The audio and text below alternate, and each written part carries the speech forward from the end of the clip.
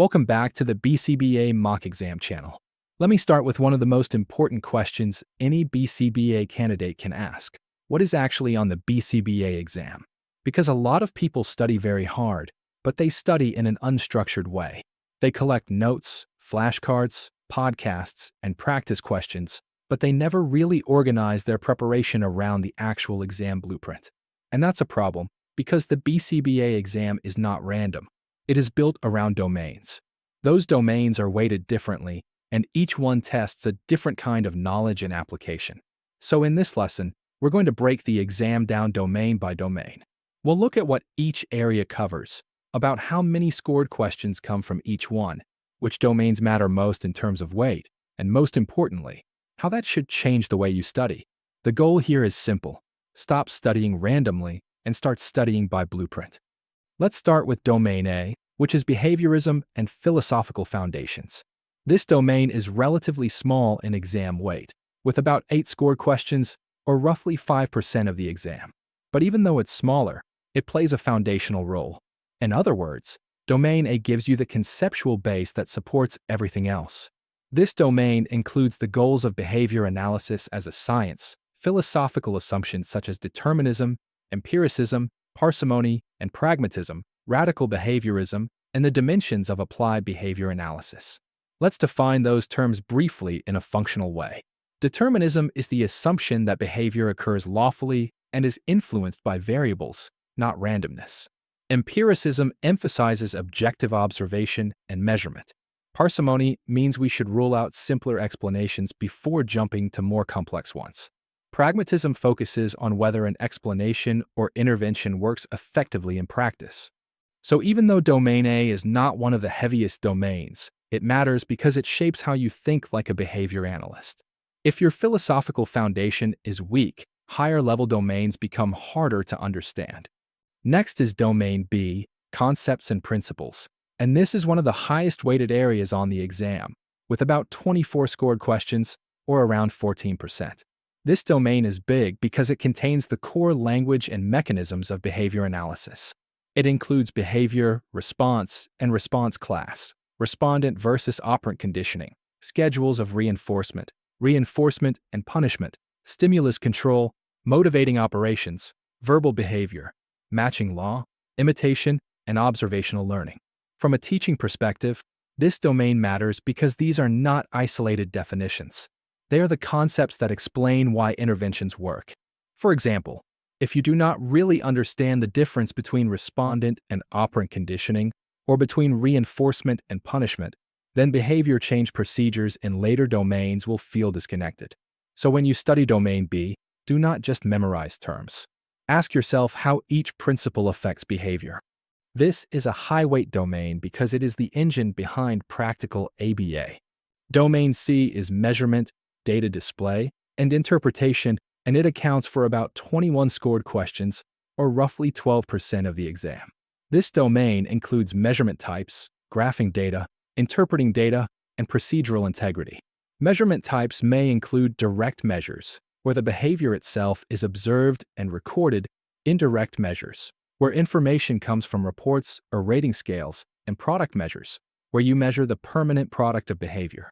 It also includes continuous versus discontinuous measurement systems.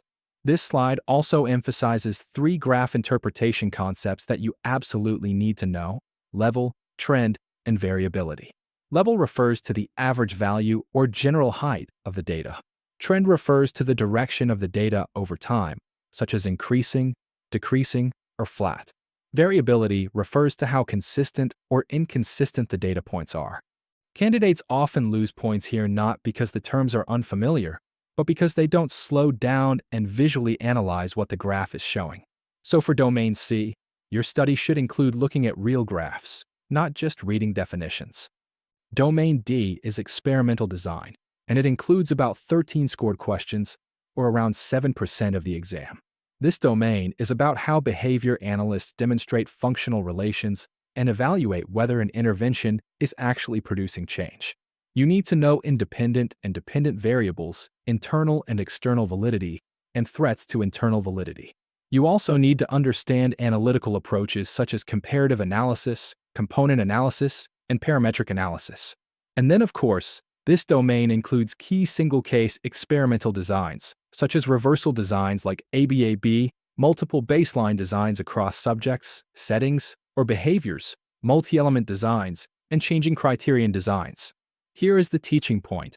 This domain is not just about research language. It is about how we know whether behavior change is truly caused by our intervention rather than by some uncontrolled factor. So Domain D is really the logic of evidence in ABA. Domain E is ethical and professional issues. And this is another one of the highest weighted domains on the exam, with 22 scored questions, or about 13%. This domain includes confidentiality, maintaining competence, multiple relationships, cultural humility, legal and regulatory requirements, service transition and discontinuation, and public statements and professional representation. The reason this domain is heavily weighted is that ethics is not an extra topic in behavior analysis. Ethical practice is built into every aspect of assessment, intervention, supervision, and professional conduct.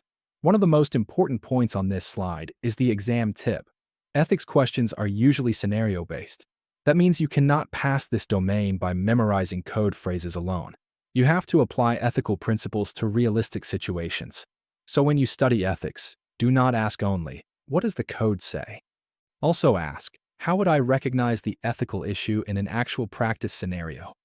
Domain F is behavior assessment, and it includes about 23 scored questions, or around 13%, which makes it one of the heaviest areas on the exam.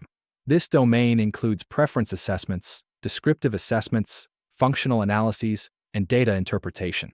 It also includes reviewing records and background information, integrating cultural variables, and assessing strengths and needs.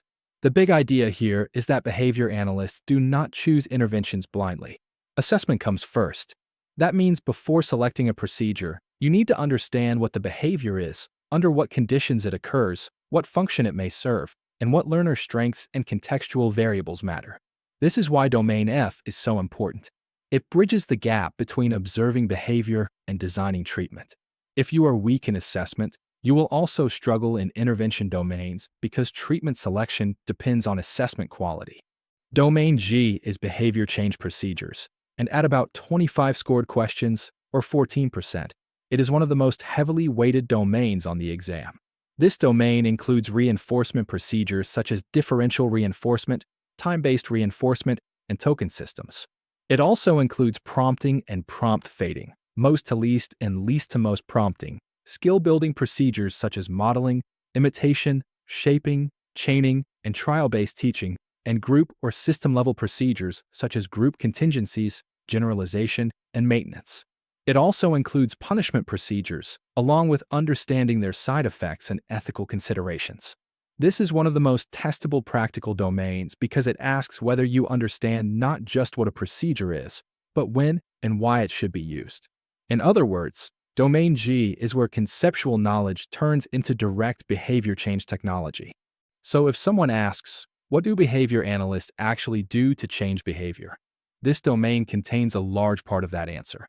Domain H is selecting and implementing interventions, and it covers about 20 scored questions, or roughly 11% of the exam. This domain is about turning assessment findings into actual treatment decisions. It includes writing observable and measurable goals, selecting interventions based on assessment, using science along with client preferences and context, choosing socially valid replacement behavior, and collaborating with others to support services. This is an important teaching point. Choosing an intervention is not just matching a behavior to a procedure. It also involves social validity, feasibility, client context, and measurable outcomes. The intervention process shown on this slide is very useful.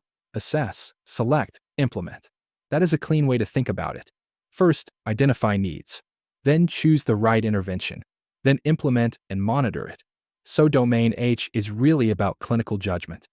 Domain I is personnel supervision and management, and it includes about 19 scored questions, or around 11% of the exam. This domain covers the benefits of behavior analytics supervision, building effective supervisory relationships, promoting equity in supervision, setting supervision goals, performance management procedures, function-based approaches to staff performance, and database supervision decisions. This domain matters because BCBAs are not only intervention designers. They are also supervisors and performance managers. That means they need to know how to improve staff performance systematically, not just tell people what to do. The supervision cycle on this slide is very helpful. Assess performance, set goals, implement strategies, monitor, and improve. That reflects the same database logic we use with client behavior. In other words, supervision in ABA is also behavior analysis. So now that we've gone through all 9 domains, the final question is, what should you focus on first? This slide gives the answer very clearly. Not all domains are weighted equally, so your study plan should reflect the blueprint. The heaviest areas include Domain B, Concepts and Principles, at 14%, Domain G, Behavior Change Procedures, also at 14%, Domain F, Behavior Assessment, at 13%, and Domain E, Ethical and Professional Issues, at 13%. That does not mean you ignore the other domains. It means you prioritize intelligently.